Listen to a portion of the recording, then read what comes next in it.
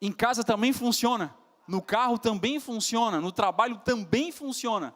Não é só aqui, né, irmão Jorge? Em todos os lugares funciona a gente abrir o nosso coração e louvar a Jesus. Não importa qual é a circunstância, desde que você esteja disposto ao fazer em verdade e em espírito, isso acontece. Amém? Abra a tua Bíblia em Colossenses capítulo 1 e o versículo 14. Melhor, vamos no 13 já. 13 é um número ruim, mas vamos começar por ele aqui. Amém? Está santificado já. Glória a Jesus. Irmãos, eu estou congregando de manhã, pastor, é isso, é verdade? Estou congregando de manhã, no culto da manhã aqui, auxiliando o pastor e o Jonathan aqui no nosso culto de manhã. Estamos indo pelo 4º mês já, é o 4º mês que está indo já no culto da manhã, uma bênção. Tem frequentado bastante pessoas, bastante irmãos estão vindo pela manhã e Deus tem operado maravilhas. Quero desafiar você a convidar alguém. O culto da noite está lotado, olha só, foi por esse propósito, né, pastor? A gente colocamos um culto de manhã justamente porque não tinha mais espaço aqui, e a gente colocou de manhã e Deus tem abençoado fortemente pela manhã, né? Eu quero desafiar você que vem no culto à noite, mas que tem um parente, um vizinho, um amigo que às vezes vir domingo à noite é meio ruim, porque ele vai perder o Faustão. O Faustão não existe mais, né? Morreu já, acabou-se. Sei lá qual é o programa que está passando nesse horário, mas que tem algum desafio que a pessoa não consegue vir neste horário, mas que pode vir no domingo pela manhã.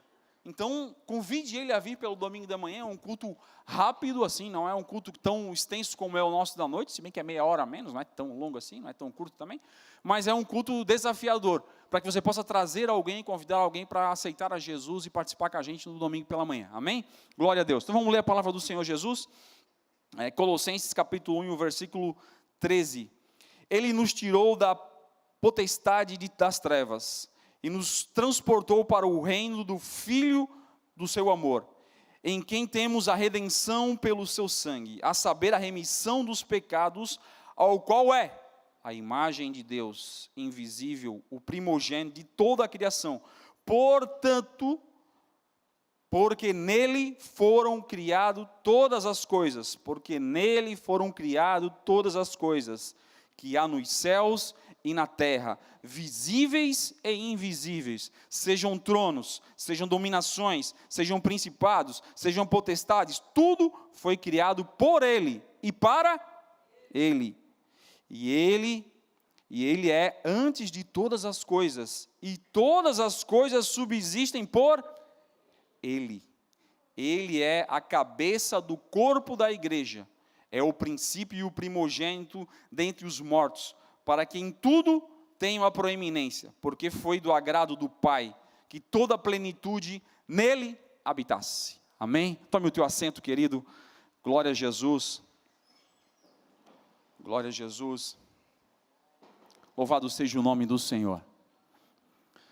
Irmãos, quero refletir quando o Guilherme me convidou. Eu vinha me incomodando, Guilherme, com uma abordagem que a sociedade vem sofrendo nos dias de hoje. E o Guilherme me mandou uma mensagem, eu estava do lado do pastor, no dia que tu mandasse. Eu falei, pastor, posso pregar nesse domingo?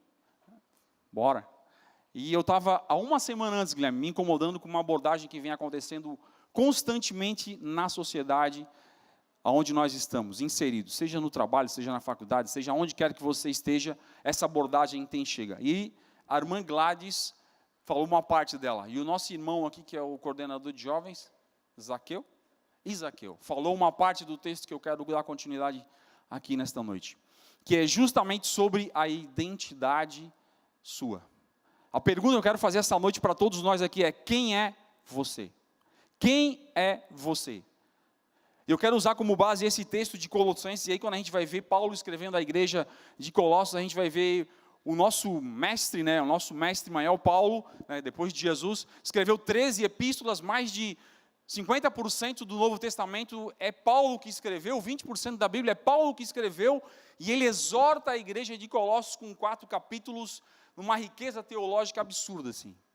E quando a gente vai olhar para esse texto, a gente vai perceber que ele quer neutralizar as heresias, Guilherme, que existiam na igreja de Colossos. E Paulo escreveu para lá, dizem os escritores, sem nunca ter ido lá, sem nunca ter passado por lá, mas ficou sabendo que existia um povo crente naquela região e escreveu para eles cartas. E ele tentou combater a heresia que existia lá, que era a dificuldade de entender a supremacia de Deus, que era a dificuldade de entender que naquela região existia um sincretismo religioso de inúmeras formas, que naquela região tinha uma situação sobre a ética cristã e a vida cristã naquele momento lá, e ele entendeu que as relações familiares também naquela região eram abaladas. E ele escreveu essa carta a Colossos para justamente tratar essas situações. Eu quero puxar aqui o primeiro capítulo, que vai falar sobre essa suficiência de Cristo, onde a gente leu esse texto, e ele vai falar para nós sobre a supremacia de Cristo, a supremacia de Deus para a nossa vida, onde todas as coisas foram criadas nele, para ele, todas as coisas foram criadas por ele, ou seja, o nada, antes de existir aqui o conhecimento de Gênesis 1, o nada, né? Quando era trevas e abismo, era vazio aqui sem nada, até os dias de hoje, ou até a Via Láctea, até onde a gente entender aquilo que existe, Ele criou, Ele fundou, Ele fez acontecer. E aqui a Bíblia vai dizer para nós que até aquilo que a gente não tem consciência do que existe, Ele criou. E é nele, e é por Ele. Portanto, Ele não é um Deus, somente um Deus definido, né, o Deus de autoridade. Ele não é somente um Deus definido, mas Ele é um Deus, a partir deste versículo, deste capítulo, definidor. Ele passou a definir o espaço-tempo. Ele passou a definir os conceitos que serão aplicados na nossa vida. Vamos colocar dos dias de hoje, na nossa vida. Ele passou a definir o que é o conceito de errado e certo. Comer fruta é bom, mas dessa fruta não. Amém? Estão comigo? Comer fruta é bom, mas dessa fruta tu não come. Ele passou a definir o que é bom e ruim. Ele passou a definir o que é bom e o que é mal na nossa vida. Ele passou a definir, porque o padrão aqui é Ele. Mas deixa estar que a vida decorre, a vida anda, a vida caminha, a vida vai trilhando. Como diz os jovens, a fila vai andando e as coisas vão acontecendo no nosso dia a dia. O irmão leu aqui sobre Gênesis 3. Mas um pouquinho antes do versículo que ele leu, você vai ver Eva. Eva, né, no paraíso, no Éden, Deus cria o Éden e coloca lá no jardim do Éden essas prerrogativas, amém? Coloca essas prerrogativas. Essas prerrogativas estavam lá no jardim do Éden sobre uma restrição de que da árvore do conhecimento do bem e do mal tu não comerás. Tu não comerás. Tinha uma prerrogativa, ele já tinha definido que aquilo dali era mal. Aquilo dali era mal. E aí quando a gente vai entender sobre essas situações que permeiam a nossa vida, nós vamos começar a compreender que a identidade que está em nós, nos dias de hoje, talvez ela esteja distorcida em relação à passagem que a gente acabou de ler aqui. Explico. C.S. Lewis escreveu certa vez dizendo, pela primeira vez eu me autoexaminei. E C.S. Lewis é um monstro da escrita literária, né? Todo mundo já leu ele ou leu algum livro dele. Ele é uma referência para todos nós.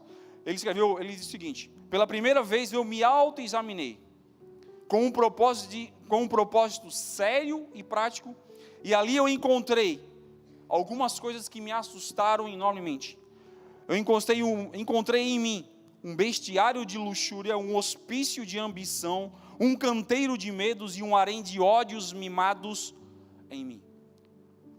C.S. Lewis escrevendo, ele fala que ele faz um autoexame para entender quem era a identidade dele e olhar para dentro dele. Quantos de nós já fizemos reflexões assim? A igreja sempre nos provoca, né, pastor Denilson? Você é assim, você é assado, você está pensando assim. A igreja sempre nos provoca o tempo todo, para a gente fazer uma autorreflexão, olhar para dentro de nós. Como é que nós nos vemos? Qual é a nossa identidade? Como é que nós nos identificamos? Como é que nós estabelecemos os padrões que nós vivemos aqui nessa sociedade? Como é que nós olhamos para a nossa mente, para a nossa consciência? Como nós tratamos os pensamentos que permeiam o nosso dia a dia? Como nós tratamos os nossos comportamentos que estão envolvendo as nossas decisões? E quando a gente vê C.S. Lewis falando, e olha que ele é uma referência para nós, a gente vê que nós estamos, como eu falei, vou falar o talvez com a identidade muito distorcida do que realmente nós deveríamos estar nos identificando. Talvez com a identidade muito distorcida. Mas o que está acontecendo agora, neste momento na sociedade, é uma discussão sobre identidade. Em todos os canais, em todos os momentos, em todas as esferas sociais, por todos os intelectuais, o que mais se discute ultimamente é a identidade da nossa nação.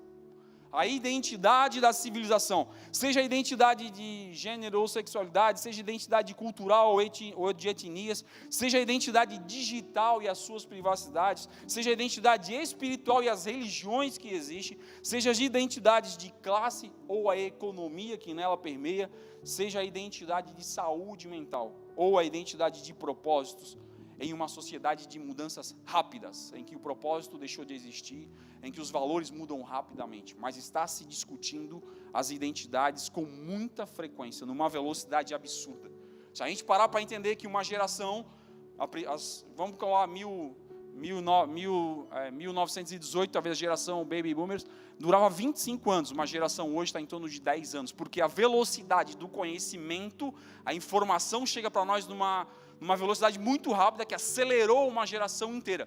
A próxima geração, depois da que nós estamos vivendo, que é a Z agora, ela vai viver no mundo da IA. Vai ser completamente diferente de tudo que nós estamos vivendo nesse momento. Completamente diferente. A forma com que nós estamos lidando no nosso dia a dia, né, Wagner? Wagner mais com informática, com computação gráfica, computação de desenvolvimento, né? Não é gráfica. Ele sabe o quanto disso movimenta o planeta e está modificando os comportamentos o tempo todo. Queira ou não, saiba você ou não, as identidades estão sendo trabalhadas e formatadas em âmbitos talvez não religiosos, talvez não evangélicos, talvez não espirituais, em âmbitos que envolvem muito a nossa juventude. Só a juventude? Não. A sociedade como um todo. A sociedade como um todo. Por que nós estamos vendo cada vez mais o avanço de agendas progressistas no nosso meio? Agendas progressistas no nosso meio. E agendas que ferem os valores que a Bíblia põe para nós. Porque são as identidades que estão se alterando e as pessoas estão cada vez mais próximas a essas identidades, as pessoas estão mais com essas identidades. Identidade quer dizer, eu me identifico, né? Eu tenho essa identificação aqui, por isso a minha identidade é com isso. Então, cada vez mais o progressismo vem tomando conta da sociedade. Se você parar um pouquinho e dar uma pesquisada, você vai ver a agenda woke entrando com bastante força em todas as comunicações, em todas as mídias, em todos os filmes praticamente feitos para adolescentes e jovens no nosso país. Nosso país não, é feito lá fora, né? E vem para nós aqui, a gente importa, a gente consome muito desse lixo todo. Mas essa agenda entrou numa força muito grande. E está levando uma multidão de pessoas a desconstruir o que é uma identidade familiar, o que é uma identidade cristã, o que é uma identidade vivendo a espiritualidade de Deus. O que é uma identidade capturada através da cruz do Calvário. Então, cada vez mais isso vem avançando no nosso meio, numa força muito intensa. E de forma sorrateira. Porque às vezes a gente não percebe, porque hoje a maior parte da comunicação não está no banco universitário, e sim na internet. E sim na comunicação através dos celulares, através do www, alguma coisa. Então, cada vez mais, isso é um avanço que os pais não têm acesso. Que os jovens têm muito mais acesso. Ou vamos colocar que jovem é até 35 anos, ainda está na era digital, né? Já está digitalizado, não nasceu na era digital, mas já está digitalizado. 35, 40. Agora, meu pai tem 65, dei um celular para ele, agora ele está com o celular o tempo todo. Sabe que eu posso chamar ele de digital, Jairo? Um dia eu chego lá, ele está no sofá com o celular ligado e dormindo. Eu digo, é bem assim que funciona. Mas a gente está entendendo que essa comunicação vem de muitos lados. E eles estão sendo bombardeados. A sociedade está sendo bombardeada com essa comunicação o tempo todo. E aí, a gente vai pegar quem são os literários que já escreveram sobre o comportamento de identidade, ou qual a identidade da civilização, e existem muitos. Eu listei alguns para que os irmãos tivessem ciência que esse tema é trabalhado tanto no mundo secular quanto no mundo evangélico. Esse tema é muito bem trabalhado. Já tem que pesquisar aí atrás que tem. Mas aí um dos grandes estadistas para esse momento é Zygmunt Bauman, falando que a identidade moderna ela é fluida e instável. Ou seja, você tem uma identidade, mas ela é fluida e instável, porque ela pode ser alterada e adaptada constantemente de acordo com o modo que você vive. Ele fala que as pressões da sociedade, os papéis que cada um tem que exercer, vão moldando a identidade, mas nesse formato, essa identidade está fragmentada. Não é uma identidade integral, mas é uma identidade fragmentada. Ele vai dizer que o consumismo impulsiona ainda mais a fazer uma identidade baseada no ter e não no ser. Cada vez mais isso está acontecendo. Quando a gente pega, isso está no livro dele, A Identidade, né? Quando a gente vai para o Douglas Gonçalves, que é o cara que fundou o Jesus Cop lá, Jesus Cop, ele também escreveu um livro chamado Segredo que os seus filhos gostariam de contar para você, e ele fala que a identidade é moldada pela percepção da aceitação ou da rejeição dos nossos filhos dentro de casa.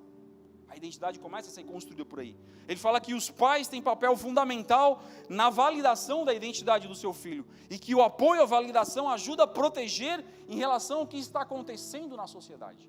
Isso é o Douglas falando aqui. E cada filho precisa se sentir amado dentro do seu lar, onde ele encontra um porto seguro para definir a sua identidade. Então veja, a gente tem uma pessoa no mundo secular definindo, tem um cristão definido. Quando a gente pega o Tom Cooper, que também tem um livro chamado Identidade, ele fala a mesma coisa, dizendo que a identidade ela é moldada por experiências que a vida vai trazendo para eles. E aí todo mundo fala, tem uma linguagem, a gente fala muitas vezes isso cada um tem que ter a sua experiência para poder amadurecer. Só que essas experiências vão formar a identidade dele na vida adulta. Então, se você não tomar cuidado, pai e mãe, se você não tomar cuidado, essas experiências vão formar uma identidade que talvez você não consiga mais acompanhar a vida dos seus filhos. Ainda esse Tom Cooper vai falar para nós que a identidade não é estática, ela evolui com as mudanças pessoais. Então, pensa assim, a pessoa ganhava um salário de, hoje de manhã eu tenho um irmão dando um testemunho, ganhava um salário de R$2.000, ele tinha um modo de viver. Aí ele passou a ganhar um salário de R$7.000, tem outro modo de viver. Passou a ganhar um salário de R$15.000, outro modo de viver. Um salário de R$30.000, outro modo de viver. Então a identidade dele vai mudando conforme ele tem a vida social dele sendo alterada. Mas poderia ser com os amigos. Talvez eu tenha um amigo hoje da escola X, eu tenho uma forma de viver. Depois eu vou para a escola Y, eu tenho outro comportamento. Depois eu vou para outra escola, na universidade, tenho um outro comportamento. Então essas influências estão completamente moldando essa parte da identidade. Mas sabe qual é a identidade que mais eu quero falar hoje, que mais me chama a atenção? Foi dos irmãos Kendrick que fizeram agora o filme A Forja. Ele tem um livro chamado Identidade também. E ele fala o seguinte, que os rótulos e mentiras que o mundo tenta distorcer da nossa imagem perante Deus é uma mentira. Então os rótulos e as mentiras que o mundo tenta distorcer da presença ou da imagem de Deus sobre a nossa vida, ela é a mentira que tenta formar uma identidade em nós. Então vejam, existe um rótulo sendo colocado na vida de cada um aqui, seja você adolescente, jovem ou adulto, existe um rótulo sendo imposto pela sociedade que você não é o que você parece ser. Ele está tentando distorcer aquilo que a Bíblia diz que você é. Eu já vou voltar para a Bíblia para você entender isso. Eles dizem, os irmãos Kendrick falam que a identidade em Cristo nos liberta das pressões para buscar a validação do mundo. A identidade em Cristo nos liberta das pressões que nós sofremos aqui para buscar a validação deste mundo. Ser uma nova criatura em Cristo nos transforma com uma compreensão da nossa nova identidade. Eis que tudo se fez novo em nossa vida. Ok? Inúmeras teorias a gente poderia falar aqui sobre essas situações de identidade que estão permeando o nosso dia a dia. E aí existem as teorias da psicologia que a gente poderia confrontar com a Bíblia. Não vou entrar nesse tempo, porque iria comer muito do nosso tempo aqui, o tempo é curto. Mas quero falar para você aqui sobre essa parte onde a gente leu na Bíblia agora, sobre que tudo foi criado, que tudo foi formado por Ele e para Ele. Nesse texto, a Bíblia quer mostrar para nós o seguinte, que não existe definição de identidade sem que Ele tenha definido a nossa identidade. E Ele diz que nós fomos criados e formados para Ele. Ou seja, primeiro ponto, você é a identidade do seu Criador. Amém? Você é a identidade do seu Criador. Portanto, você é aquilo que Deus diz que você é. Amém? Glória a Jesus. Ei, agora presta atenção. Se nós somos a imagem e a identidade do nosso Deus, Ele está dizendo o seguinte para nós: ei, eu te criei, eu te formei para você ser a minha identidade, a minha imagem na terra. Quando você está caminhando e você vê uma estátua na rua, qual é o objetivo daquela estátua na rua? Que a pessoa que eu estou olhando, ela está sendo valorizada, que ela está sendo lembrada, que ela está sendo vista. Então, estou vendo a estátua representa alguém que eu estou vendo para valorizá-lo. Ok? Então, quando alguém olha para mim, quando alguém olha para você, ele está vendo a imagem de quem? De Deus. Ele deveria, por isso que eu disse que talvez a nossa identidade esteja um pouco distorcida. Ele deveria ver a imagem de Deus. Se uma estátua eu vejo a imagem da pessoa que eu gostaria de homenagear, quando eu olho para você eu estou vendo a imagem de Deus. A gente tem um termo na Bíblia, na teologia, que fala imago Dei, mas no original lá do Velho Testamento era o rei representava a imagem de Deus. Quando a gente vem para o Novo Testamento, a gente tem aqui o ser humano representando a imagem de Deus através de Jesus Cristo. Mas no Antigo Testamento quem representava Deus era o rei. No Novo Testamento, através da palavra do Senhor, quem representa Deus sou eu e você. Sou eu e você que representamos Deus. Então, presta atenção no seguinte: quando você está caminhando na rua, as pessoas estão vendo Deus. Quando você está falando, as pessoas deveriam ver Deus. Quando você está conversando, as pessoas deveriam ver Deus sobre você.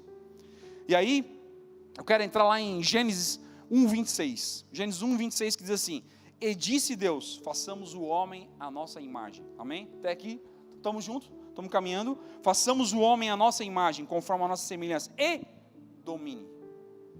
E domine. Ou seja, Deus criou eu e você. Deus criou você para ser a imagem dele. E ele deu um atributo: domine você sobre a terra. Ou seja, Deus criou eu e você para dominar aqui na terra. Ou seja, você vai governar essa terra. Você vai dominar essa terra, você vai dominar tudo que está aqui. Deveria ser esse o propósito que Deus colocou sobre nós. Domine sobre a terra, e domine sobre a terra. Mas quando você continua caminhando na Bíblia para ter a compreensão do todo, você vai ver que Deus tenta mostrar para nós que o Satanás, o inimigo de nossas almas, está tentando distorcer essa imagem, não permitindo que você domine, não permitindo que você seja esta imagem. Quer ver? Gênesis 3, meu irmão leu Gênesis 3:8, né? Gênesis 3:1-7, que Eva havia sido enganada pela serpente. E olha só, Gênesis 3, não vou ler esses 7 versículos, mas vou ler um versículo aqui, apenas alguns versículos. E ele disse no Gênesis 3:1, ora, a serpente era mais astuta que todos os animais do campo. E o Senhor tinha, e essa serpente tentou conversar com a mulher. E assim ela disse, não comereis da árvore do jardim. A serpente conversando com a mulher disse o seguinte: ei, Deus falou para ti não comer de todas as árvores, de todos os frutos. Imagina um diálogo, estou aqui conjecturando, tá mais ou menos assim na Bíblia, só para você entender. A serpente vem para a mulher e diz, ele diz para você não comer de todos os frutos. A mulher diz, não, de todos não, só da árvore do conhecimento do bem e do mal. Estou conjecturando. Então o teu Deus não é muito bom, porque se ele diz que você não pode ter acesso à sabedoria, ele não é muito bom. Quando Satanás não consegue trabalhar em você, ele vai, em você, na sua identidade, ele vai tentar descaracterizar o Criador da nossa identidade. Aí ele vem aqui e diz, então o teu Deus não é muito bom, o conceito dele. Se você comer disso aqui, você vai ter sabedoria e ciência. Olha só o que a Bíblia vai dizer para nós na sequência, quando a serpente vai enganando Eva. E ele diz, mas do fruto da árvore, do meio do jardim, disse Deus, não comerás dela, e nem tocareis, porque morrereis. Então a serpente disse à mulher, certamente não morrereis, porquanto Deus, no dia em que dele comerdes, se abrirão os vossos olhos e sereis como Deus, sabendo o bem e o mal. Até então o mal não existia, amém? Até então o mal era definido por Deus. Até este versículo o mal era definido por Deus. A partir deste momento o mal passa a ter um novo padrão, uma nova leitura do que é o mal a partir de agora. E aí olha só como é que ficou no versículo 6. E viu a mulher que aquela árvore era boa para se comer. A serpente enganou ela. Distorceu a visão de Deus sobre a perfeição da vida dela, a ponto de ela saber que aquilo ali não era bom. Mas agora, depois do diálogo, depois da conversa, depois do bate-papo, parece um bate-papo de vendedor, né? Quer sempre vender alguma coisa, parece que ele conseguiu convencer, disparou um gatilho mental aqui, né, Jairo? Disparou um gatilho mental e disse, opa, me interesso por isso. e viu a mulher que era boa. Olha só, aquilo que não era bom e nem agradável passou a ser, porque é assim que Satanás faz em nossa vida. Ele tenta distorcer aquilo que é bom e verdadeiro, aquilo que é agradável aos olhos do Senhor, mostrando para você uma outra visão, um outro conceito, um outro posicionamento. É bom sim, eles te falam que não é, mas é bom. E é por isso que nós percebemos o quanto da nossa sociedade tem ido para uma agenda progressista. O quanto do nosso povo muitas vezes tem se perdido. Escute, o tanto que nós já evangelizamos o Brasil, já era para ser uma nação 100% evangélica. 100% evangélica. O tanto que nós somos, já era para ser uma nação 100% evangélica, mas hoje você encontra muito mais pessoas longe do evangelho do que pessoas dentro do evangelho, dentro das igrejas. Por que isso? Porque essa distorção da presença de Deus, da imagem de Deus aconteceu para essas pessoas. Satanás veio e vendeu uma mentira para eles. Como é que é, Guilherme? É uma mentira com verdades. Satanás veio e vendeu uma mentira para eles, dizendo: ei, não é mal não, é bom. Pecar é bom. Estar nos vícios é bom. Estar numa vida cheia de promiscuidade é boa. Haja visto que o filho pródigo, quando recebeu sua herança, foi para o mundo e gastou tudo de forma dissoluta, porque ele enxergava que aquilo era bom. É Satanás tentando distorcer a imagem da presença de Deus na nossa vida. O que nós deveríamos representar como o reino de Deus nessa terra, nós estamos representando o mal. E as pessoas estão muitas vezes sendo confrontadas por nós, não como imagem de Deus, mas como uma pessoa que vive num mundo sem a presença dEle. Sem a presença dEle. E aí você consegue perceber o quanto nós estamos evoluindo como seres humanos, mas o quanto nós estamos ficando longe da espiritualidade com Deus. Por que a Mãe Gladys cantou aqui e disse: Ele está procurando verdadeiros adoradores. E ela disse: se Ele está procurando é porque não há adoradores. Ou porque tem poucos, ou porque não tem adoradores. Quando você é confrontado sobre as coisas que acontecem aqui, e alguém diz para você: será que você fala somente verdades? E você está no banco, estou me colocando aqui na identidade de ouvinte aqui, e alguém confronta a gente: será que você está falando somente a verdade na sua boca, somente só sai verdade na sua boca, e você fica quietinho, não fala nada? Quando alguém diz para você: será que você não está enganando ninguém? E você fica quietinho, não fala nada. Qual é a identidade que nós estamos vendendo? Para quem nós estamos tentando vender alguma coisa? Para quem nós estamos querendo representar alguma coisa? Para quem? Se nós entendemos que a imagem de Deus está sobre nós, a única responsabilidade que nós temos é de entregar uma imagem fiel e verdadeira para quem está nos olhando. Quando a gente dá um Google ali e vê imagens, sempre vê uma imagenzinha de um gatinho pequenininho olhando no espelho que tem um leão bem grandão. Já viram essa ou não? Sempre tem essa imagem. É justamente isso. Às vezes nós estamos dentro da igreja no formato de um gatinho e somos o leão. Achamos que somos o leão porque cantamos o hino, porque ouvimos a mensagem, mas não nos dobramos sobre o confronto que recebemos no dia a dia. Não nos dobramos, não viemos à frente para aceitar aquela determinação de que, olha, fui confrontado. E diz a palavra do Senhor que a melhor palavra não é a que agrada os nossos ouvidos, mas é aquela que tira o nosso chão e faz com que nós possamos nos redimir diante do Senhor Jesus. A palavra de Deus ela é considerada uma espada porque ela opera em nossa vida, ela opera no nosso dia. E ela pode ser considerada uma palavra que fica na cabeceira, não porque simplesmente ela é um ursinho ou um travesseiro, mas sim porque ela está lá para poder confrontar nós todas as noites. A palavra de Deus, ela pode ser o seu pior amigo, ou melhor, vamos inverter. A palavra de Deus é o seu melhor amigo, porque ela vai te confrontar verdadeiramente, olhando o que realmente você faz de forma errada. Mas ela também é o seu melhor amigo, porque ela vai te conduzir à vitória da forma correta. Então a palavra de Deus sempre nos coloca em confronto para que nós possamos enxergar a imagem de Deus, as pessoas possam ver em nós essa imagem sendo refletida. quando você percebe que Deus está trabalhando para que nós possamos conhecer e governar esse planeta, você vai ver que Deus está determinando que sobre a sua vida seja uma vida de autoridade e poder.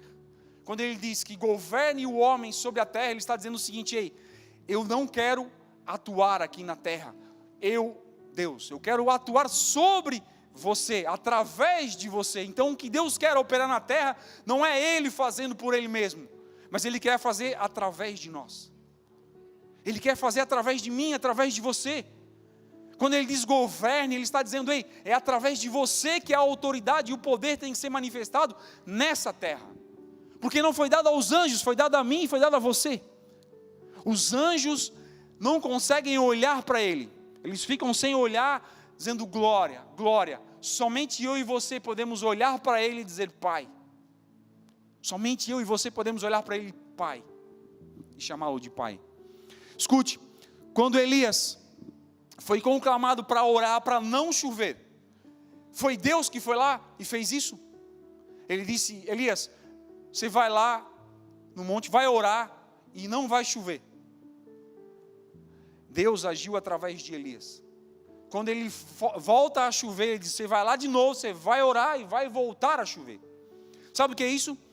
São pessoas que têm um encontro com Deus de uma forma tão esmagadora, em que o comportamento que faz com que ele viva nessa sociedade não é simplesmente a mudança da roupa, não é simplesmente o esmalte da unha, não é simplesmente o tênis que ele veste, mas é uma mudança confrontadora que esmagou a pessoa antiga que existia e passou a existir uma nova pessoa. Quando você vê Paulo caminhando e aquele pessoa que pede alguma coisa para ele, diz: eu não tenho ouro e nem prata, mas o que eu tenho eu te dou. Ele não está vendo o Paulo antigo, ele está vendo o Paulo com a imagem de Deus. Ele está vendo o Paulo que reflete a imagem de Deus. Porque é exatamente isso que Deus quer que nós reflitamos, a imagem dEle, com a autoridade dEle, com o governo dEle. Quando nós nos anulamos na sociedade, o mal vence. Não é que não exista o escuro, existe a ausência de luz. Não é que não exista o bem, o que existe é o mal prevalecendo sobre o bem. Não é que não existe pessoas ruins, é que existe os bons ficando calados e os ruins estão se prevalecendo na sociedade. Quando você vê essas coisas acontecendo, você está percebendo que a igreja não está tomando o seu papel enquanto a imagem de Deus. A imagem de Deus. Eu sei que muitas vezes nós somos confrontados a estar no domingo na igreja, chegar aqui, sentar, cantar, louvar, ouvir a palavra, ir embora, se desligar aqui no domingo, voltar para a segunda-feira e trabalhar, estudar, e de novo a vida acontece. E daí no domingo eu venho de novo. Só que lembre-se, você está lá na rua como uma imagem de Deus. Você está lá na rua como o governo de Deus. Você está lá na rua como uma pessoa que tem a autoridade de Deus. Você está lá na rua como uma pessoa que exerce a presença de Deus. Você está lá na rua para cumprir a ordem de Deus, de dizer: ei, paralítico, levanta e anda. Ei, seja curado. Ei, seja abençoado. Não importa onde você vai estar, não importa. E aí a gente tem que parar de pensar que somente o pregador, somente o cantor faz a obra de Deus. Você faz a obra de Deus lavando louça. Sabia disso? Você faz a obra de Deus dando um sorriso. Às vezes aquele sorriso era o sorriso que a pessoa precisava. Aquele sorriso é o sorriso de quem olha para você e vê Deus. Esse é o sorriso de Deus. Aquele abraço é o abraço de Deus, porque eu estou olhando para alguém que reflete a imagem de Deus. Aquele abraço é o abraço de Deus. Aquela conversa é a conversa de Deus. Aquele café é o café de Deus. Ei, aquela simpatia é a simpatia de Deus. Aquela maturidade é a maturidade de Deus. Aquela disposição de servir é a disposição de Deus. Aquela disposição de conversar com as pessoas familiares que você não vê há tempo é a disposição de Deus. É por isso que Deus nos chamou, para representar o reino dele nessa terra. E você é a imagem dele. O que Satanás tem tentado fazer é distorcer a imagem de Deus, dizendo: ele não é isso tudo que você pensa. Ele não é isso tudo que você pensa. Ele não é isso tudo que você acredita que Ele é. A grande verdade é que nós vamos governar essa terra sim. A grande verdade é que nós vamos fazer o que Deus destinou para nós fazermos como identidade, como missão. Se você ler a palavra do Senhor, em Efésios 3:10, vai dizer algo para nós importantíssimo. Você entende que você é a igreja do Senhor, amém? Amém? Todos nós juntos somos a igreja do Senhor. Você sozinho talvez seja uma orelha, um cotovelo, uma perna, um pé. Mas todos nós juntos somos o corpo, a igreja do Senhor. Agora, olha o que a palavra do Senhor vai dizer para nós em Efésios 3:10. Para que, pela igreja, a identidade, pela igreja, a multiforme sabedoria de Deus se torne conhecida. Agora, todos os principados e potestades nos lugares celestiais, segundo o eterno propósito que estabeleceu em Jesus Cristo nosso Senhor. A igreja, é você como corpo de Cristo, que tem a missão de tornar conhecido a multiforme sabedoria de Deus. A multiforme sabedoria de Deus. Quantos de nós estamos envolvendo a multiforme sabedoria de Deus para a sociedade onde nós vivemos? Não é possível. A pessoa que tem um encontro com Deus, a pessoa que tem um encontro com Cristo, não é possível que ele viva somente para mudar a sua roupa, ou o seu esmalte, ou o seu vestimento. Não é possível. Não é possível. Quando você vê Paulo no caminho de Damasco, teve uma conversão. Quem olhava Paulo escrevendo as 13 cartas agora, escrevendo 20% da Bíblia inteira, ele é um novo homem. Quando você vê Paulo, que ele dizia o seguinte: ei, quando Deus chega para ele dizer: Paulo, a quem tu persegues? Tu persegues a mim. Ele achava que perseguia Estevão, e Deus disse para ele: não, tu não persegues Estevão, tu me persegue. Ou seja, a imagem de Deus estava em Estevão, e Paulo perseguia Estevão, achava que estava perseguindo um homem comum. Não, tu me persegues. Quando este homem tem um encontro, Deus esmaga o Saulo, e transforma ele num Paulo. E ele é uma nova criatura. Portanto, não é possível vivermos nessa terra sem transbordar a presença de Deus, para que a sociedade possa ver Deus sobre a nossa vida. Irmãos, então eu preciso pregar o tempo todo? Não, você precisa ser apenas um cristão verdadeiro. Ou seja, um pequeno Cristo. Apenas isso. Apenas isso. Apenas isso. Se você for um pequeno Cristo, as pessoas verão a imagem de Cristo em você. Se você for uma pessoa que manifesta o reino de Deus com sabedoria, as pessoas verão a imagem de Cristo em você. Não é possível mudar o comportamento apenas. Você tem que mudar a sua atitude, você tem que mudar as suas falas, a sua conversa, a sua forma de olhar, a sua forma de sorrir, sua forma de abordar as pessoas, sua forma de identificar as pessoas que estão em dificuldade. Porque você ganhou uma nova identidade em Cristo. Se você não assumir isso, esse tempo passará. E as pessoas estarão à sua volta sedentas de uma palavra, sedenta de pão, sedenta de um alimento, sedenta de um sorriso, sedenta de um abraço, sedenta de alegria. Precisamos manifestar o reino de Deus. Quando você aceitou a Cristo, uma nova vida se estabeleceu sobre você. Um novo comportamento se abriu sobre você. Não é somente a mudança de roupa, mas é a mudança de caráter que acaba de acontecer quando você aceita Cristo. Essa mudança, ela transforma radicalmente a nossa vida. Faz com que nós possamos a perceber que as pessoas que estão vivendo aqui, elas precisam ser impactadas pela nossa vida. Que as pessoas que estão vivendo aqui, elas precisam ser impactadas pelaquilo que você manifesta do reino de Deus. E não precisa ser o pregador, não precisa ser um cantor. Apenas seja você a imagem de Deus. Apenas seja você. Sabe, eu sempre tive um conceito comigo, eu sei que é um pouco contraditório ao dia a dia do que nós pregamos, mas eu sempre fui em várias empresas, trabalhei, mas eu nunca falei de Jesus em empresas. Nunca falei. Eu sempre dei o meu testemunho, sentava, ficava, falava sério, conversava. E toda a vida os líderes daquelas empresas viajavam comigo. E aí eles queriam falar de Jesus. Eu digo, cara, mas nós estamos na empresa. Não, mas eu sei que tu é crente, né? Eu sei que tu é crente, então eu quero falar contigo de Jesus. Recentemente aconteceu com o presidente da nossa empresa. Viajei com ele por quilômetros e ele queria falar de Jesus. Eu disse, não, vamos falar de negócio. Não, eu quero falar de Jesus. Ou seja, A gente não precisa sair falando que eu sou crente, que eu faço aquilo. Não, não. É só dar o exemplo. É só esperar o tempo certo. É Deus que dá a oportunidade para você falar. É Deus que faz o terreno. É Deus que prepara a terra. É Deus que dá a oportunidade para você manifestar o reino de Deus. Nós já passamos a fase de falar. Agora a nossa fase é demonstrar o reino de Deus na nossa vida. Apenas isso. Deixe as pessoas procurarem. Deixe as pessoas enxergarem. Deixe as pessoas verem Deus através de você. Verem Deus. Sabia que nós vivemos numa sociedade em que a mentira prevalece, o mal prevalece, o engano prevalece, a insensatez está em tamanha escala, o ódio prevalece, as religiões, tem mais religiões para nos fazer odiar uns aos outros do que amar aos outros.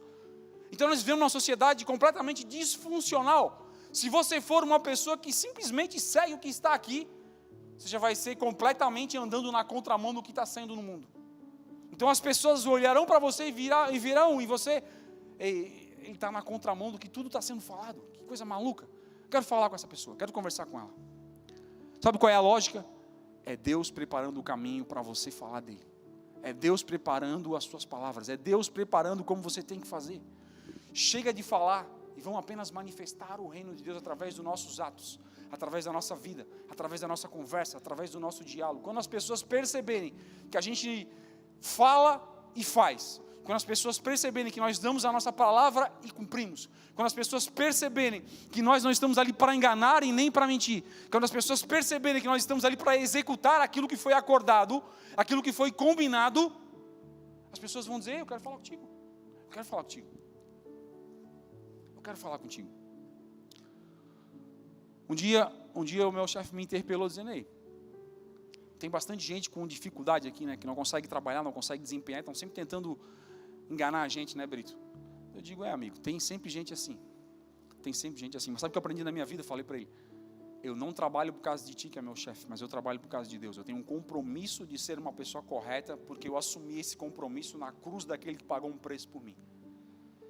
Eu digo: ele falou: é coisa de crente isso aí, né? Eu digo: não, é coisa de gente honesta, sincera, que tem um propósito de vida. Sabe o que é simples de viver? É a gente tentar viver o evangelho na sua simplicidade. Se a gente tentar mascarar e criar máscaras de como a gente quer ser e parecer ser, a gente não consegue sustentar. É por isso que a pergunta é: quem é você? Quem é você? Quem sou eu? Qual é a sua identidade?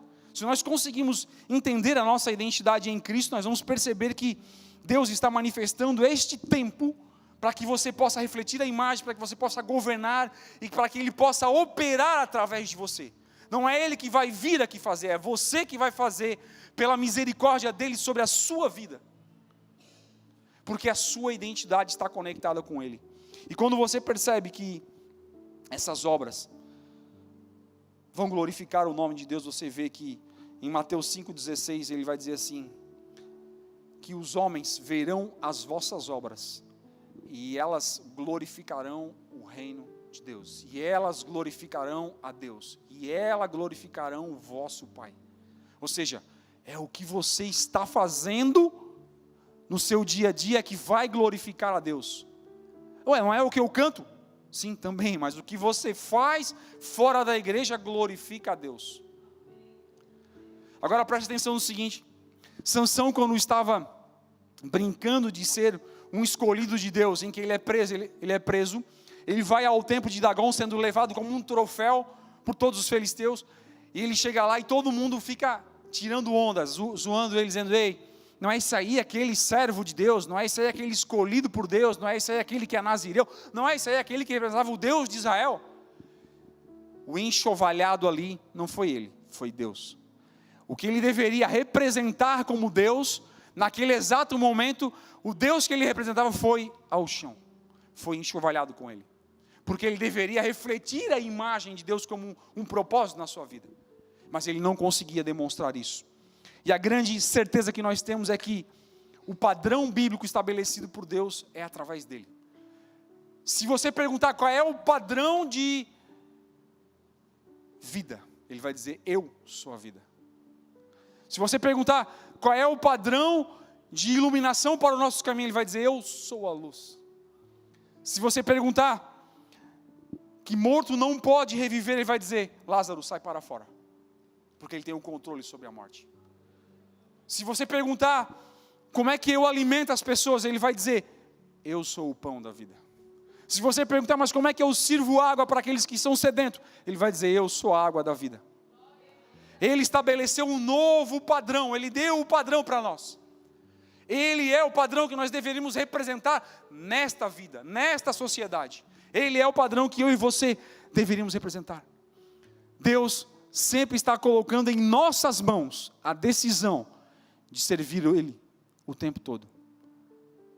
Está colocando em nossas mãos o padrão de representá-lo como identidade para uma sociedade que jaz em trevas. A Bíblia vai dizer para nós que o inimigo está ao nosso derredor, bramando e buscando a quem ele possa tragar. Então está aí para tragar, para derrubar, para matar as pessoas, para retirar elas da presença de Deus. Ele está aí. Por mais que você não queira enxergar, por mais que você não esteja vendo, Ele está aí. Mas a verdade é que Deus, como governador, entregou nas suas mãos a chave dessa sociedade, para que você possa governar aqui. Em muitos momentos da vida Ele vai dizer que Ele entregou algo na mão do povo dele. Se você vê Moisés, você vai ver que a Moisés Ele confiou o povo dele para tirar do Egito.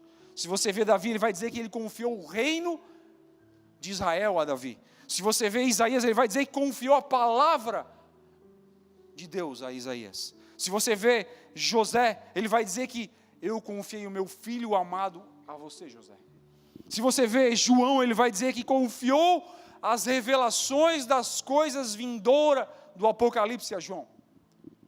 E se você vê eu e você, nos dias de hoje, ele vai dizer: eu confiei esta vida, esta geração, para que você pudesse cuidar dessa geração, deste momento, para que você pudesse ser igreja agora, não é amanhã, é hoje. É hoje. Então, a identidade que Deus está esperando da gente é a identidade que nós possamos levar Deus a todos os locais da sociedade, que nós possamos levar Deus em todos os momentos, aonde quer que nós estejamos, que essa identidade seja a identidade da imagem de Deus, porque o padrão estabelecido é Ele. Esteja em pé comigo. Vamos louvar a Jesus? Qual é a identidade? Qual é a identidade que nós estamos refletindo nos dias de hoje? Qual é a identidade que você tem levado a Deus?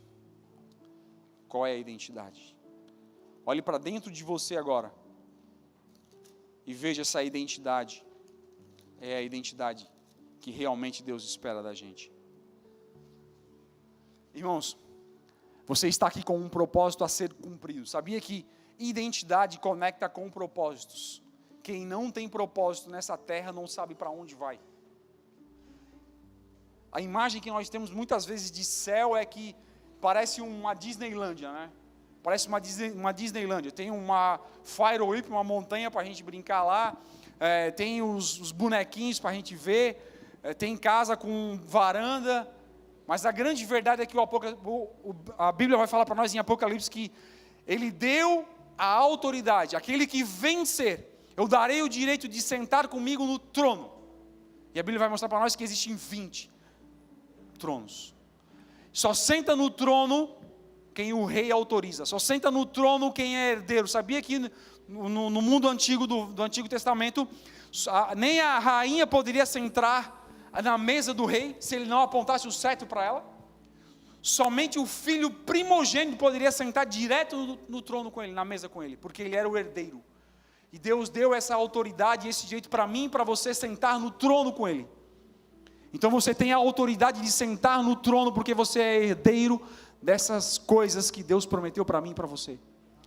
Então, portanto, querido, assuma que você é um escolhido por Deus e manifeste o reino de Deus aqui nessa terra. E manifeste o reino de Deus. Feche os teus olhos um pouco.